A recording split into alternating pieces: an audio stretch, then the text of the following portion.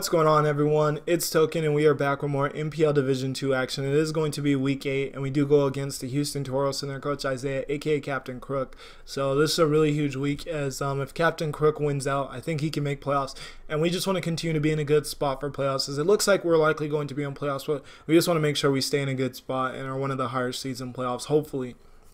So anyways though, let's quickly go over why there wasn't an MPL Division 2 battle on the channel for 2 weeks, and that's going to be because my week 6 battle didn't end up happening until almost 2 weeks after our scheduled date, and my week 7 battle it just had a little bit of controversy in it. So let's go over the week 7 battle first. That was going to be against the New York Cogsmox, and I can't remember the coach name. Sorry about that, but the issue there was that we did win 4-0, but the issue was that my opponent had a support Z move in Z Happy Hour, and I have no clue. I try my best to fathom why, but I have no clue why people just think it's a good idea to allow these Z support moves that boost all your stats in league format. It's way too hard to play around them. You can definitely do it, but it's extremely hard. You have to focus so much of your team building on stopping them, and it's just really unfair to the other players who don't have the quality of Z support moves that other players have. At the end of the day, though, it is what it is, and we have to deal with it. But I also felt like it wasn't adequately announced that we were allowing these Z moves, because I had no idea during the draft. I did know prior to our matchup, so I do accept full blame for not adequately prepping for their Z move. Even though we did win, I had no prep for the Z move, so I do accept that blame, because I did see another player with the Z conversion Porygon Z, which is extremely broken. I saw them pretty much bring a game back because of the fact that they had that to their disposal, and I just think it's pretty unfair, but it is what it is. I don't want to sit and just complain about that, but it did tick me off to the point where I wasn't in the mood to post a battle, even though we did win, and I had a lot of good plays in there, but I wasn't in the mood for it, and now we're pretty much past it, so I decided to just leave it in the past. And then our week 6 battle against the Toronto Swab Blue Jays and our coach Cap's a really busy guy, and he's also like prioritizing some other leagues, which is fine, but it's just unfortunate that he put me kind of in a position where I had like such a small time frame to battle him in after we scheduled it, and I don't build my teams until after I've scheduled a battle, because I don't like wasting my time, and your opponent can always end up saying they can't battle and they have to forfeit, and that would really demoralize me considering all the time and energy I put in my team building. So I barely had any time after we scheduled our battle and finalized everything to actually build my team. So I just literally slapped some stuff together, and it ended up being a really bad game, and I ended up losing 5-0. However, I do think that it could have been a better game if he wouldn't have burned my Dragonite with some Fire-type move his Torkoal went for. Dragonite was my best answer for Torkoal, and it did a huge number to a lot of his team. And unfortunately, we got burned when we switched in on the Torkoal, and that pretty much changed the dynamic of the entire game, because I already was playing, because of knowing that my prep wasn't that well, I was already playing to stay ahead, because I felt like if we were both like at the same stage, if I wasn't like one step ahead of my opponent, then they had the advantage considering how poor my prep was. But yeah, he ended up adjusting to the way I was playing, and especially after the Dragonite went down, and he was able to just really take control of that matchup. And Cap's a good battler, so it could have worked. He could have won either way, but it's just unfortunate that I wasn't able to prep the way I usually prep, and that battle was just not, it was out of character. It wasn't anything that I usually play like. So both of those videos in the past, not going to put them up. Hope you guys understand, and we're going to move on. So anyways, let's focus on to this week's battle, which was our week 8 battle against the Houston Tauros. And Isaiah, me and Isaiah have a little bit of a history. I used to be on a Pokemon app called Pokemon Amino. It was like a blogging app, and it was a really cool and fun way for me to interact with the Pokemon community, since I don't really have too many in real life friends who enjoy Pokemon the way I do. So it was something really cool for me, and Isaiah's one of the, he's definitely one of the people that I've grown to get a lot of respect for, because with the events that I tried to host on there and try to make things competitive, as you know, I like being competitive. He was really he was one of the front runners in helping me make things as competitive as possible. So shout outs to you, Isaiah. You're an awesome person and an awesome friend. Anyways, though, I do know that he's more of a VGC person, and he's very much so, and then he's just busy in general. He works a lot and is busy in general, so he hasn't been able to put a lot of time and energy into Pokemon the way I think he'd probably like to. So I know that he's not going to be the most skilled league format battler up to this point. Much better than I was in my first ever league format league. I was terrible, and he has a winning record. He's 4-3, and we're 5-2. So if he wins out, it looks like he can make playoffs. We just want to stay in a good position for playoffs, so we definitely want to snag this win. So looking at his team though, let me just pull it up on my phone. Give me one quick second, and we could get right on to that. And yes, there it is. Could I pull that down? No. Alright, there we go. So Isaiah's team is, or the Houston Tauros are going to consist of Silvally, Mega Venusaur, Galvantula, Crocodile, Espeon, Volcanion, also the Z Pokemon, Shuckle, Talonflame, Sigilyph, Tauros, and Malamar. So looking at his team, the thing that sticks out to me most is that Galvantula, the coverage options of HP Ice, Bug Buzz, and Thunder, as well as like maybe Sticky Webs just to be annoying as well. That does a number to my team. I was extremely scared of Galvantula in this one. As you can see with the team I brought, Bug Buzz does heaps of damage to Reuniclus and Sneasel. HP Ice does heaps of damage to Landorus and Dragonite, and Dragonite can obviously tank one out with Multi-Scale, but then after that, if the Galvantula is Sash, it'd be able to live, and then it can just fire off another and take out Dragonite.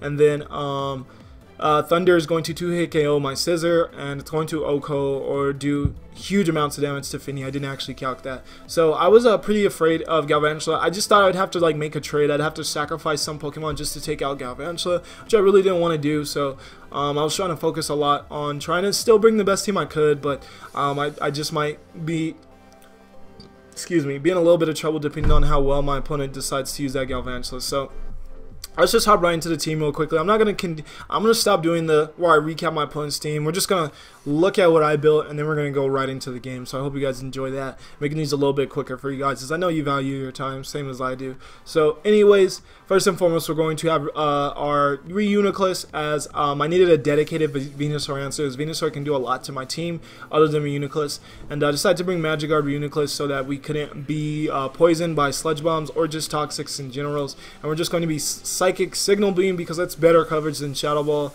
or Energy Ball, anything else. It hits the Espeon, it hits the Malamar, I'm pretty sure it hits the Crocodile, just better coverage, and then Calm Mind and Recover, and then full investment in Special Defense just to be able to take on that Venusaur as well as possible, as well as maybe some other things like if I had to use this to take on Volcanion and stuff like that. So that's pretty much what I was thinking with Reuniclus. Not much else to say, leftovers, and it's pretty standard. So that's Reuniclus. Then we get into Landorus, and Landorus is actually I finally brought Landorus and didn't Scarf it. I know, I'm surprised too. And it's going to be Rocket Helmet, and that's mainly because of the Talonflame. My opponent could run Will-O-Wisp, which would be pretty bad. I definitely don't want to get Landorus burned. It's one of my best answers. If the Volcanion isn't Scarf, it's one of my best answers for taking it out. Not actually switching into it, but just taking it out. So unless it's a free switch in. So I really wanted to make sure this didn't get burned. So kind of trying to have a Misty Terrain up when I do switch in this onto Talonflame would be preferred, but can't really bank on always having that up. Anyways though, it's going to be a pretty physically bulky Landorus with the 252 in defense, but I still went with a decent amount of offense with 100 EVs and attack with 100 EVs and attack with an Adamant Nature, so that we can still OHKO the Volcanion. That was pretty much the main thing I just wanted to obliterate. As Volcanion is a very good Pokemon and puts a lot of pressure onto any and every team. So I just wanted to still have enough investment to be able to knock out Volcanion in one hit, so I can always force it to switch out and not have to worry about my Landorus getting OHKO'd back by the Volcanion. And yeah, just the rest of the EVs were tossed around. 92 allows me to outspeed pretty much what I wanted to outspeed. Didn't have any need to outspeed anything else. And this is just going to be Earthquake, U-Turn, Knockoff, and Stealth Rock, as those are the coverage options that I needed. Stealth Rocks are huge because my opponent's only hazard removal or even like way to deal with hazards is Magic Bounce Espeon, which is mediocre at best. So I definitely felt like I'd be able to get Stealth Rocks up and they'd stay for the entirety of the game. So next we go into Mega Scissor. Mega Scissor is going to be Bullet Punch, U-Turn, Defog, and Roost. And pretty much what I'm thinking with Scissor is that my opponent has a Shuckle and my opponent has a Crocodile. I don't want to get hazard stacked, so it's probably in my best interest to make sure that I have a dedicated defogger, and that's pretty much what Scissor is here. I didn't have the most overwhelmingly best matchup, but I do think it has an alright matchup, and Bullet Punch, especially a powerful Bullet Punch, can obviously do some pretty nice things in this game for us as well to knock out some of those faster threats when they're a little weakened, and Switch Initiative is always nice, especially a little bit slower Switch Initiative that Scissor provides for us. And it's a pretty decent, it's an alright Switch in Crocodile. It depends on if it's running Fire Fang or not, so we'll have to watch out for that. But yeah, Bullet Punch, U-Turn, Defog, and Roost, I like it. A lot of investment in HP, 252 in HP, 76 in attack with an Adamant Nature, so that we still do decent damage as an offensive threat. Scissor can be pretty bulky while still being pretty offensive, and that's why I really like Mega Scissor. And yeah, so that's pretty much Scissor. Then we get into Tapu Fini, and Fini's also going to be just like Reuniclus, 252 in HP and 252 in special defense with that calm nature, and that's just so that this can be my dedicated Volcanion switch in. Obviously, Volcanion gets Sludge Bomb and Sludge Wave, so I will have to watch out for that, especially if it's choice specs, but that will put me in Wiki Berry range, so I decided I'd run Wiki Berry over some like resistance Poison Berry because I feel like it just had more overall usage rather than just usage of switching in on Volcanion. And it's like if my opponent goes for like the wrong moves with Volcanion and they're like choice Scarfed or choice specs, then we're in business with this. So I'm running Nature's Madness so I can half the health of the Volcanion and half the health of Venusaur on predicted switch-ins into this Fini. So I like Nature's Madness a lot. Then we got Light Screen because there's a lot of special attackers, and then just Moonblast and Surf for coverage options. Like I said, Wiki Berry, and then a very standard move, EV spread. And then we get into Dragonite, and I decided to, this is going to be our Scarfer, and I decided to Scarf Dragonite because my opponent, if you did hear when I recapped his team, has no Fairy types, and I feel like that and the lack of hazard, adequate or good hazard removal both show the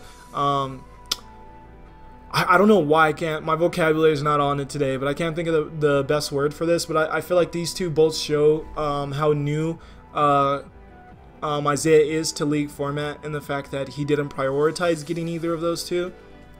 And those are two things that every draft should have. You should have adequate hazard removal, and you should definitely have a fairy. I feel like the times I did the worst in draft format were the times that I didn't have a good fairy. So anyways, we're going to Scarf this Dragonite, so we could go for Scarf Outrages and pretty much be our late game sweeper and just clean up the rest of the game.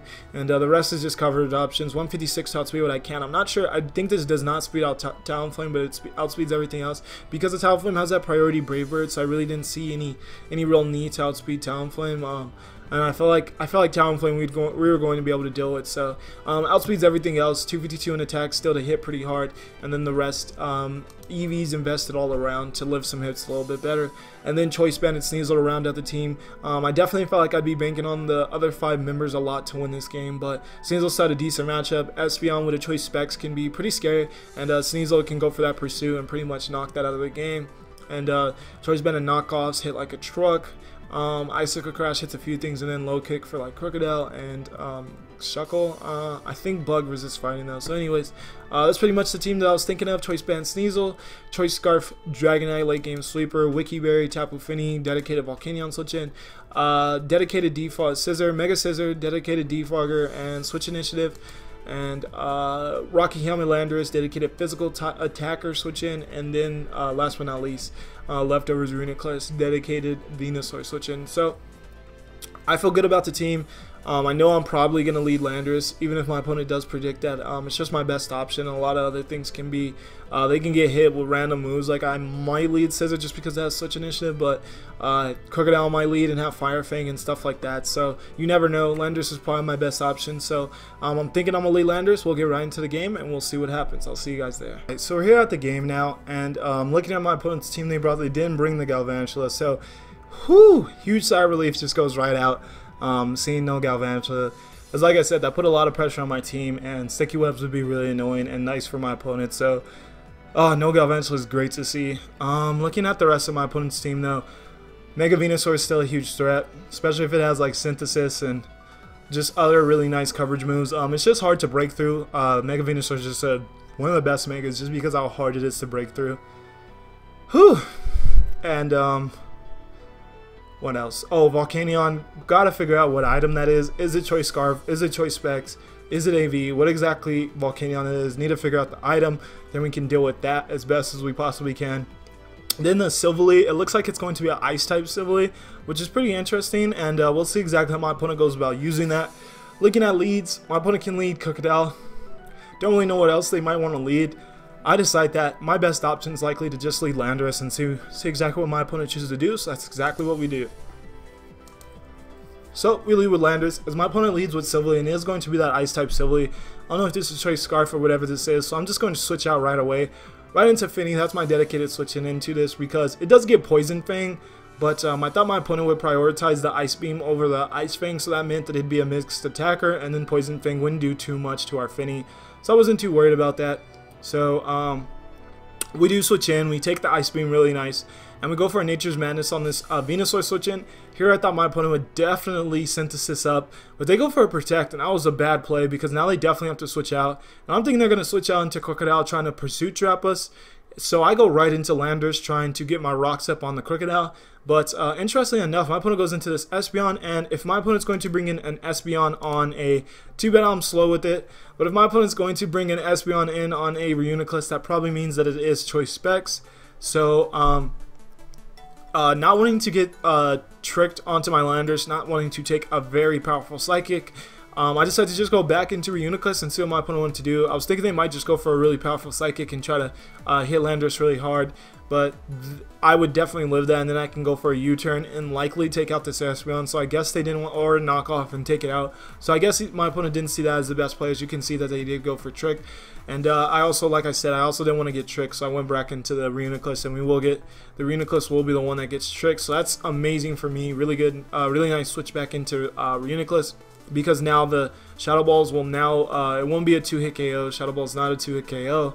And we go for the Signal Beam on this Espeon, and that does heaps of damage, and I get the Confusion. Confusion doesn't really matter. With that much damage, my opponent was going to switch out either way. Either way, we were going to see a switch out there. Here, I'm thinking, alright, they're switching out, so likely going into Crocodile now. So let me switch back into Landorus and try to get my rocks up again. But my opponent goes into Talonflame, which is even a better matchup for us. It's our dedicated Talonflame switch in. So I'm like, oh, perfect. Time to get up the rocks. You're going to switch out. So we get the rocks up on the Venusaur. And I go for an Earthquake, thinking if my opponent was maybe, there's a slim chance my opponent might be the standard Mega Venusaur singles defensive set, the standard bold set. I had a chance to OHKO that. The roll was in my favor, so I decided to just go for it and OHKO KO that. So I decided to go for it. We don't get it, but my opponent isn't running Synthesis, and they didn't even go for a Protect there, which I really don't understand. They revealed Protect earlier. You might as well Protect it there and at least got a little bit more Leech Seed recovery on my Landorus, but they didn't. They go into Crocodile, and they revealed that their Scarf. I didn't see the Intimidate, so I should have pretty much got to this conclusion. I should have pretty easily gotten to the conclusion that Crocodile was Scarf when I didn't see the Intimidate, because if you're running Moxie Crocodile, especially on my team, it's more than likely that you're Scarf. So I should have kind of saw that coming. It's fine to get knocked off because I still got solid damage off on the Crocodile with the Rocky Helmet damage and with the U-turn I was able to go for. But it's really unfortunate that I went into Dragonite here and ended up just getting its item knocked off for no reason. So I could have just went into Sneasel, went for an Ice Shard. I thought about this play heavily on what I wanted to switch in after that U-turn, because I thought everything baited something else in that I didn't want to just get baited in really easily. I thought if I went into Sneasel, that baited in the Volcanion really easily. I thought this Crocodile could have Fire Fang, so there's that. If I went into Sneasel, I thought that baited in the, once again, baits in the Volcanion really easily. And obviously this is Scarf Crocodile, so then it can knock us off, knock off our items, stuff like that. So I didn't like bringing in the Sneasel either. Pretty much if I just had extreme speed on this Dragonite, this would have been the most ideal switch in possibly. And I do have the Bullet Punch and the Ice Shard, but I thought those both just baited in Pokemon really easily, and that my opponent could start to get some momentum back. And I just wanted to make sure I didn't give my opponent any momentum, considering that literally all the momentum's in our favor. But unfortunately, I get our Choice Scarf knocked off for no reason, so we pretty much kind of lost the sweeping ability with Dragonite. Can still do some stuff in here, but it's not going to pretty much clean up this game. But we do knock out the Crocodile with a Dragon Claw here. Do knock it out after that. So next, my opponent does decide to go into the Civilly, as it is that ice type, so wants to get that Oko. Once again though, it's just why there's no reason not to go into Tapu Fini. This thing has nothing for Tapu Fini. So we're just going to go back into Tapu Fini. My opponent does U-turn this time. So smart play on my opponent's end, knowing I wouldn't want to stay in on this Civilly.